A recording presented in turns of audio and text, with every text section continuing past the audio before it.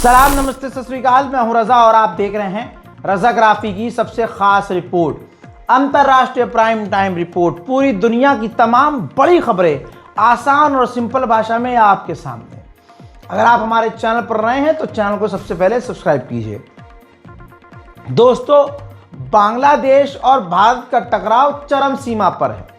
ऐसे में लाल आंख हम नहीं दिखा रहे हैं, लाल आंख बांग्लादेश भारत को दिखा रहा है।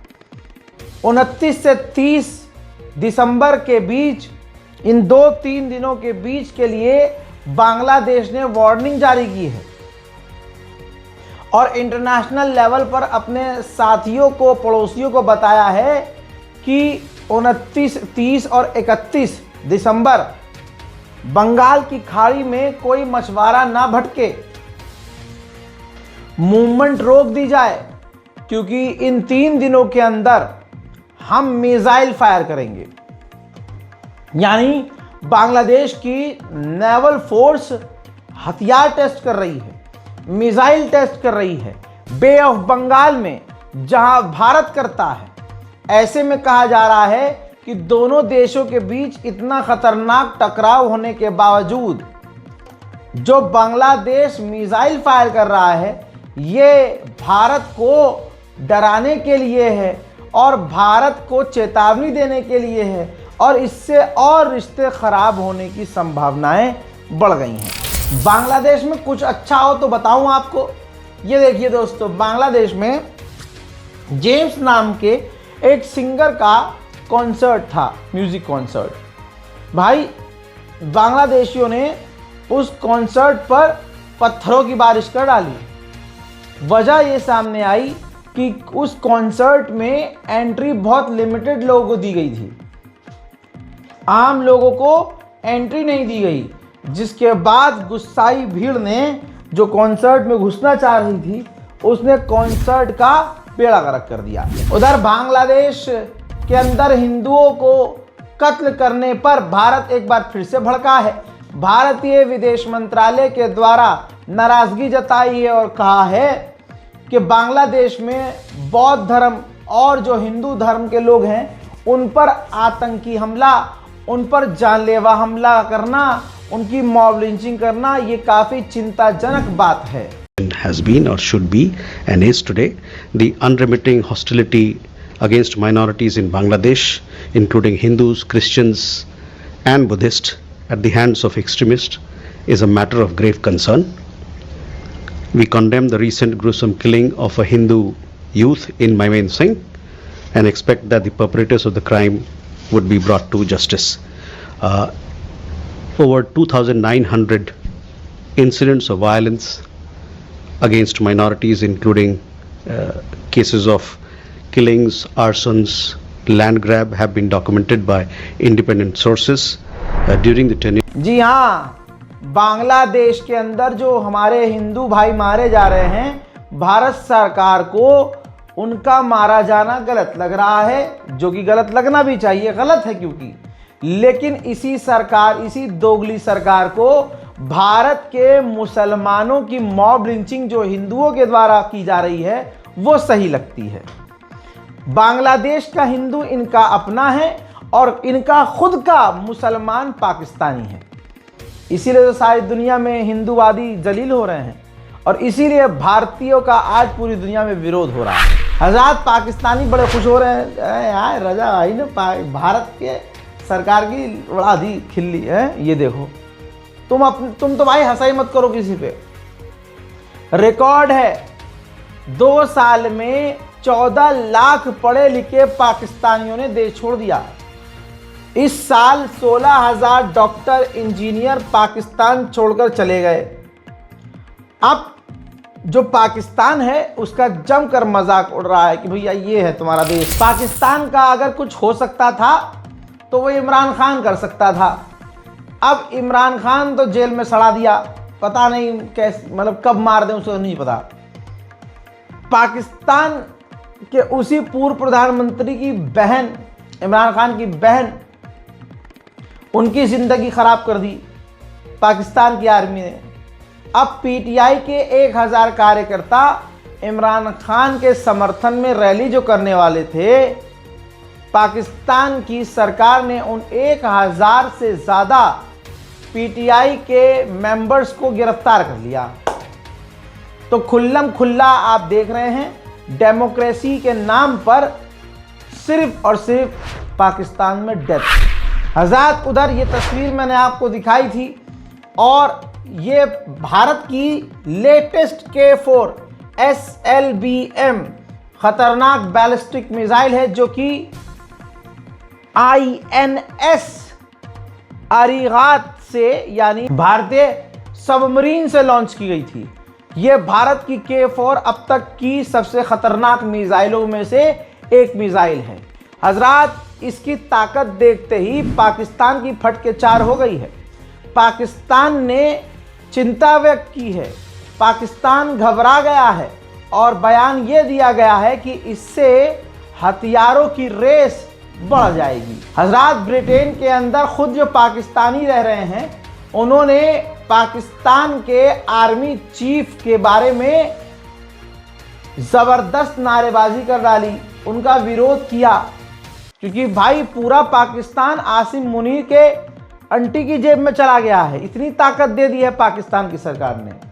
अब जो सच्चे पाकिस्तानी हैं, विदेश में जो रह रहे हैं बेचारे, उनका जिगर फटा, वो ब्रिटेन के अंदर पाकिस्तान की एम्बेसी के बाहर गए और प्रदर्शन करना शुरू किया। और प्रदर्शन के दौरान उन्होंने ऐसे नारे लगाए जिसमें आसिम मुनीर को मार देने की बात थी कि हम मिटा देंगे आसिम मुनीर को, ख़त्म कर देंगे।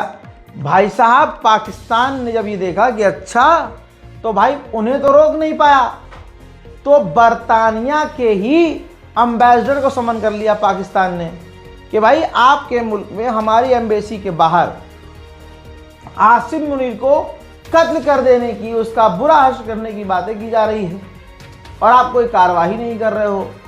और हमें तो अब आसिम मुनीर की सिक्योरिटी को लेकर खतरा है, लिहाजा हम आपसे ब्रिटेन से कहते हैं कि आसिम मुनीर की सिक्योरिटी के लिए कुछ सोचिए। एक देश का सेनापति और चंद उसी के देश के लोगों ने दूसरे देश में विरोध क्या कर दिया, सेनापति की ऐसी फटी कि ब्रिटेन के आगे सिक्योरिटी की भीख मांग रहा है पाकिस्तान। हजरात, पाकिस्तान को खुला ऑफर दिया है अफगानिस्तान ने। दोस्तों, अफगानिस्तान के लीडर, तालिबान के लीडर सिराजुद्दीन हक्कानी ने ऑफर दिया है पाकिस्तान को कि भाई बातचीत के, तहरीक तालिबान पाकिस्तान पर आप बातचीत करने के लिए हमारी तरफ कभी भी आ सकते हैं, बातचीत के दरवाजे हमने खुले रखे हैं। और पाकिस्तान के अंदर भाई ऐसी चीज़ें होती रहती हैं कि आपकी हंसी निकल जाए। पाकिस्तान में खैबर पख्तून के सीएम की पिटाई कर दी गई है। 1 महीने पहले इसी खैबर पख्तून के सीएम को पाकिस्तान की पुलिस ने पीटा था। अब संसद के अंदर बवाल हुआ है।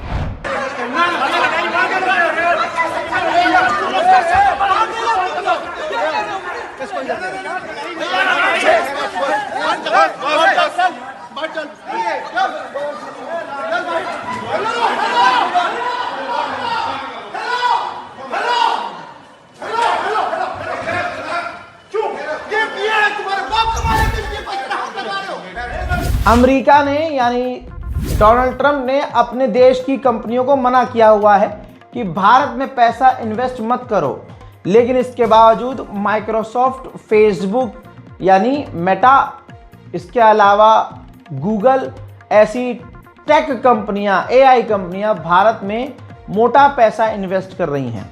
भाई उनको पता है भारत में अंधभक्त हैं, व्हाट्सएप यूनिवर्सिटी पर जिंदा रहने वाले हैं, वो लगा रहे हैं पैसा।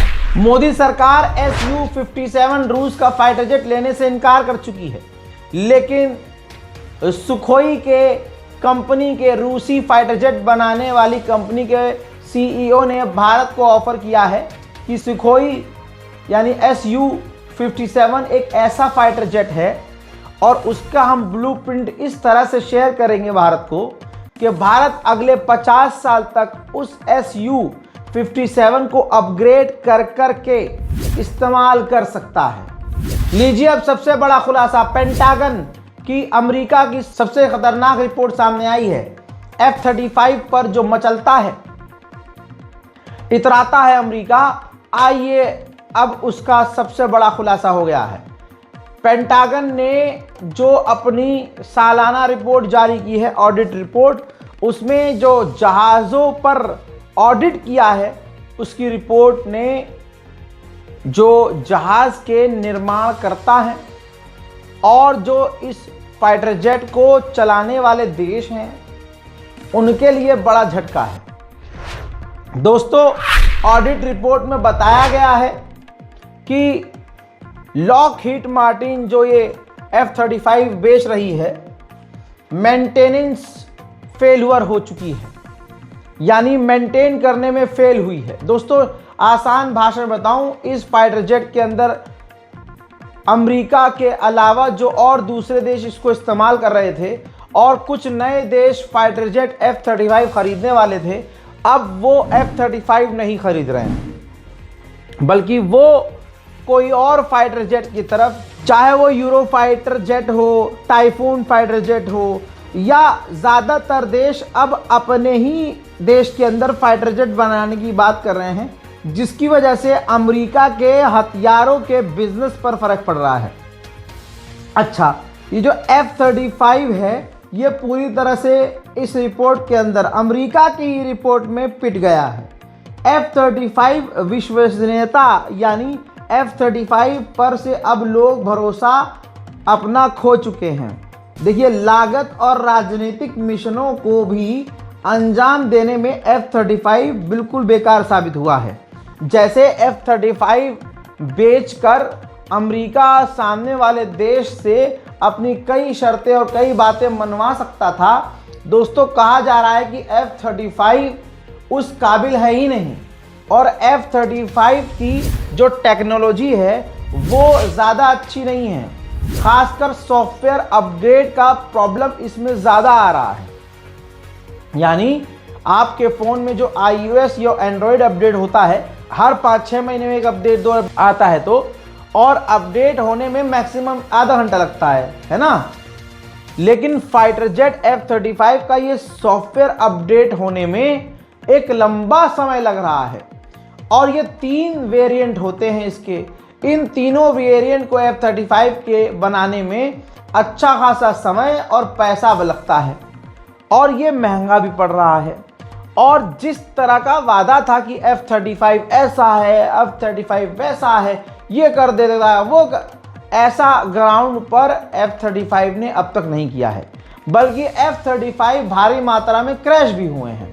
इस वजह से अमेरिका की ही पेंटागन रिपोर्ट में F-35 को एक फेल फाइटर जेट मान लिया गया है। यही वजह है कि अमेरिका के F-35 में अब ज़्यादातर देश इंटरेस्ट नहीं ले रहे हैं, जिसका सीधा नुकसान अमेरिका को हो रहा है। उधर जापान, ब्रिटेन और इटली तीनों ने आपस में डील कर ली है कि तीनों भाई मिलकर हथियार बनाएंगे और खासकर जो फाइटर जेट है उसको डेवलप करेंगे। हजरात ध्यान से सुनिए इस खबर को मेरे दोस्तों। खबर है खौफनाक और खबर है सूडान से। दारफुर नाम के इलाके में एक बार फिर से रैपिड सपोर्ट फोर्स ने नरसंहार किया है। कम से कम 200 लोगों को मार दिया है, जला दिया है, काट दिया है, गड्ढे में डालकर थूक दिया है। हज़रात मोहतरम, यूएई इसी तरह से अब दूसरे देशों के लिए खतरा पैदा कर रहा है। यूएई के ही हरामीपने का रिजल्ट आप यमन में देख रहे हैं, और सूडान में तो यूएई का पूरा खेल है, ये दुनिया को अच्छे से पता है। वहीं चाइना भारत के लिए सिरदर्द बन चुका है और लगभग पूरी दुनिया के लिए। चाइना इतना हरामीपना कर रहा है, इतना आप सोच भी नहीं पाएंगे। भाई, नॉर्मल दिखने वाला जो कार्गो जहाज है, जो आपको देखने में लगेगा कि यार ये तो नॉर्मल जहाज है, इसमें कंटेनर शिफ्ट हो रहे हैं इधर से उधर, नहीं, मालवाहक जहाज को चाइना ने युद्धपोत की तरह बनाया है। चीन की इस तस्वीर से पूरी दुनिया में टेंशन हो गई है, सताने लगी है सुरक्षा की चिंता। असल में इस ट्रांसपोर्ट मालवाहक जहाज जैसे दिखने वाले जहाज के अंदर चाइना ने ऐसा सिस्टम इंस्टॉल कर दिया है कि देखने में ये मालवाहक जो है जहाज लगेगा, लेकिन इसके अंदर से मिसाइल और ड्रोन लॉन्च करने की पूरी सुविधा है, जिसकी वजह से पूरी दुनिया के लिए चीन का ये नया खतरा माना जा रहा है। मजेदार बात तो आप ये सुनिए, पेंटागन, अमेरिका की पेंटागन रिपोर्ट में कहा गया है कि 2035 में चाइना की नेवी अमेरिका की नेवी से कई गुना बड़ी हो जाएगी। हजरात, अमेरिका के फाइटर जेट फेल हो रहे हैं, उसके सबसे खतरनाक मिसाइलें फेल हो रही हैं। हजरात, वीडियो है नाइजीरिया की। नाइजीरिया में अमेरिका ने टॉमहॉक मिसाइल दागी थी ISIS के आतंकियों को निशाना बना के, लेकिन रिपोर्ट ये आ रही है कि कई सारी टॉमहॉक मिसाइलें फट ही नहीं हैं, और अब अमेरिका की फट गई है कि ये मिसाइलें गलत हाथों में न चली जाएं। नाइजीरिया पर अमेरिका हमला कर रहा है, खतरनाक आतंकवादियों का बहाना लगाकर कि हम तो ISIS दाइश पर हमला कर रहे हैं। तो पड़ोसी मुल्क नाइजर की तस्वीर आ गई है सामने। नाइजर ने जैसे ही पड़ोस के मुल्क पर इस तरह के हमले देखे, उसने अपने बॉर्डर पर सेना भेजना शुरू कर दिया है और भारी मात्रा में सेना इकट्ठा कर रहा है। चाइना ने खेल कर दिया एक और। चाइना ने बहुत बड़ा अचीवमेंट किया है दोस्तों। चाइना अपने फाइटर जेट के अंदर रूस के इंजन लगा रहा था, लेकिन चाइना ने अपना खुद का इंजन बना लिया है। ये रही तस्वीर। चाइना ने अपने J-20 फाइटर जेट के अंदर रूस का नहीं, अब अपना ही बनाया हुआ इंजन लगा दिया है और कामयाब हो गया है। आत्मनिर्भर मोदी जी को भारत को बनाना था, लगता है योगी और मोदी जी ने आत्मनिर्भर चाइना को बना दिया है। बॉर्डर पर आकर ये तस्वीर देखिए, थाईलैंड और कंबोडिया ने प्रोफेशनल तरीके से बिल्कुल ऑफिशियल बॉर्डर पर एक जगह चुनी और दोनों देश के सेना और अधिकारी वहां आए और थाईलैंड और कंबोडिया ने सीज फायर कर लिया है, एग्रीमेंट कर लिया है। उधर वेनेजुएला के राष्ट्रपति ने खुलासा किया है कि अमेरिका हमारा तेल तो चाहता ही चाहता है, लेकिन वो रेयर अर्थ मिनरल भी हमसे हमारे छीनना चाहता है। हजरात, अमेरिका की रिपोर्ट के अनुसार अमेरिका के अखबारों ने छाप दिया है कि अब अमेरिका के राष्ट्रपति ने, इस सरकार ने वेनेजुएला को अपनी मेन विदेशी यानी फॉरेन पॉलिसी में ऐड कर लिया है कि अमेरिका के लिए सबसे ज़्यादा अभी वेनेजुएला ज़रूरी है। जाहिर सी बात है, अमेरिका का तेल ख़त्म हो रहा है और वेनेजुएला के पास अंधा तेल है अगले 100 सालों तक के लिए।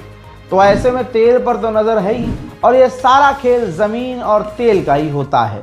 चाहे इराक में आप अमेरिका का रिकॉर्ड देख लीजिए, चाहे अफगानिस्तान में आप, चाहे सीरिया में देख लीजिए, या आप कहीं भी देखिए, अमेरिका कहीं भी होता है, तेल ज़मीन और सोने के लिए होता है।